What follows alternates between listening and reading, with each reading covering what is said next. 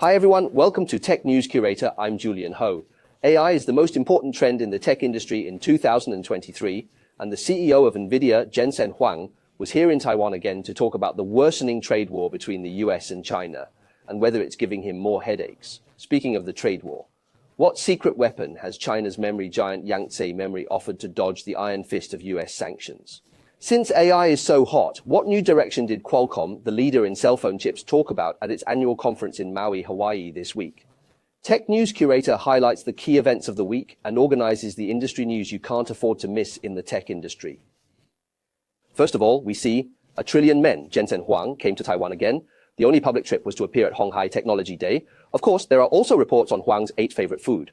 Among them, the restaurant Flower Moon Bistro is located near the Digitimes headquarters. Huang just ate a few months ago. He visited again this time and even paid the bill for the guests from Quanta Group. As a matter of fact, according to Digitimes, in addition to visiting the foundry partners, this time Huang wanted to meet with the system assembly ODMs. Of course, campaigning for the Hong Hai Technology Day in the Nangang exhibition is the public highlight, and the conversation with Hong Hai chairman Liu Yangwei also let all walks of life concern. Jensen Huang, first of all, is to recognize the Hong Hai Group to the semiconductor field of cultivation in the server hardware and software integration technology, has a leading position. Of course, without semiconductor, AI cannot play. Of course, everyone is also concerned about the future cooperation between Hon Hai and NVIDIA. Huang said that the future cooperation includes the next generation of AI and machine production systems, which can accelerate the progress of global industrial digitization. At the same time, Hon Hai's 3 major platform areas, including smart electric vehicles, smart manufacturing, and smart cities, can explore the use of NVIDIA's systems and continue to optimize to create a smart future. Jensen Huang cited the example of smart manufacturing, which can almost be described as a brand new manufacturing industry. And the data center that produces this intelligence is the AI factory. As the world's largest manufacturer, Hon Hai has the expertise and scale to establish AI factories around the world. However, we still want to ask, other than the application trends, the supply chain's top priority, of course, is when the material shortage for NVIDIA's H100 chip end. The system vendor industry revealed that H100 is actually the key to Huang's discussion with ODM executives, but it is true that TSMC's advanced packaging CoWoS capacity is still too small to be expanded.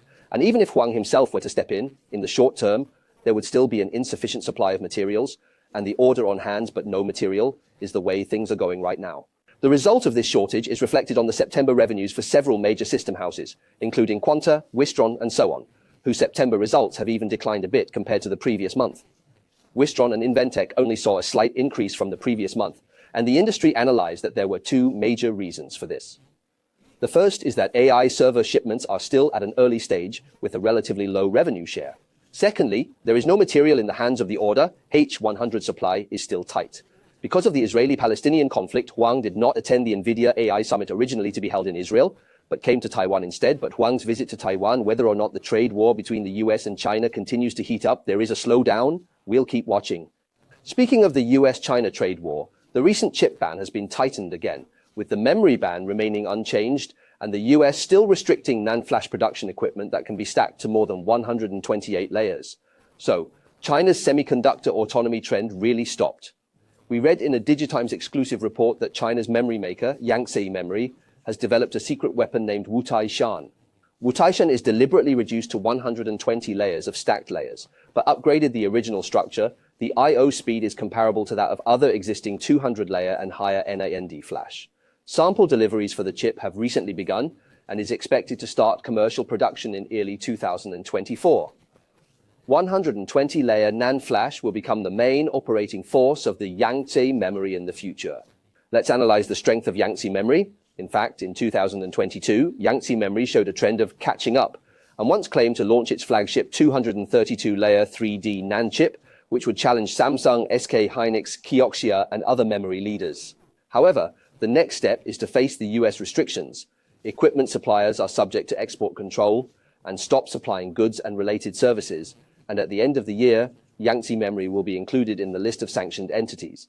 And the outside world once thought that. Under the fire of the trade war, Yangtze Memory will be out of the competition in the 3D NAND market from 2024. However, Wutaishan has become a secret weapon to avoid the US ban. Although the number of stacked layers is only 120, but after the maturity of mass production, we do not rule out that it can continue to extend the stack to 240 layers or more, not only to bypass and break through, but even to enhance the cost competitiveness.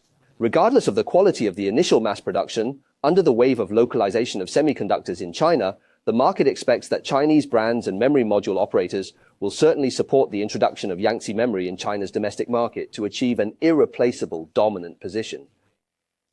Finally, let's take a look at the latest progress in the field of AI by Qualcomm, the American IC design leader that specializes in mobile phones. When it comes to AI, this year we all just think of Buy More, Save More by Jensen Huang and NVIDIA, mainly focusing on GPUs and cloud-based AI high-efficiency computing chips. However, semiconductor industry players say that the AI era will begin to go from the cloud to the end, and in the next few years it will begin to enter the field of consumer electronics. From Digitime's report, we can see that in the past years, Qualcomm's Snapdragon Summit in Maui, Hawaii, and annual new product announcements have been mainly focused on flagship smartphone chips. But we found that in 2023, the main event focused on Qualcomm's self-developed CPUs, namely Snapdragon X Elite. In fact, the industry has been rumored half a year ago, after Qualcomm saw Apple's success in the use of the ARM framework of self-developed chips, M-series chips, it actively start the development program, and even Taiwan's leading sealing and testing ASE Group and its Siliconware R&D staff have secretly gone to Qualcomm's headquarters in San Diego. For Qualcomm and its competitor, MediaTek, the integration of AI functions into mobile phones and PCs in the AI era is now in progress, and they both see the potential of mobile PC chips with the ARM architecture. From Qualcomm's new product announcement, we can also see that PC manufacturers, including Lenovo and HP, have stood up with Qualcomm through videos and other means, and they have also joined hands with Microsoft at the software level, which seems to be striving for the right to have a say in AI PCs. This also means that the so-called ARM PC market share is expected to grow along with Qualcomm, and the competition will become more and more intense.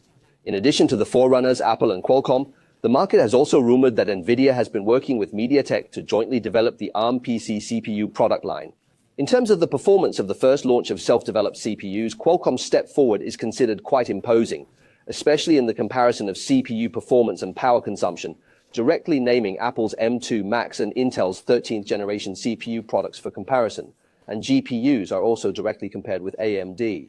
On the one hand, Qualcomm declared that it has accumulated technology in the field of ARM PCs to the extent that it is on par with Apple, and on the other hand, it also proved that its own products are better in terms of power consumption than its competitors in the x86 architecture.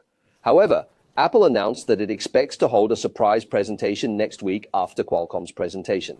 From the various details of the invitation letter, as well as the actual product plan, the possibility of Apple formally releasing the new M3 series of self-developed chips next week is very high. On the other hand, it has also been rumored that NVIDIA may join hands with MediaTek to build ARM PC CPU products, and this cooperation is likely to be a direct continuation of the cooperation between the two parties in the field of automotive electronics, to which NVIDIA and MediaTek have not responded positively to the relevant rumors. Regardless of whether speculations are optimistic or negative about Qualcomm, MediaTek, and even Apple's strategy to build AI PC chips, it is certain that AI will gradually move from cloud AI to edge AI, and AI PC chips may become an outpost of edge AI, and the AI Blossom generation is just about to begin from 2024 to 2025. Thank you for watching this week's Tech News Curator. Tech News Curator is broadcast exclusively on the Digitimes YouTube channel every Wednesday at 9:00 a.m. EST. You are welcome to like, subscribe, and turn on the bell to be the first to receive notifications of our updates.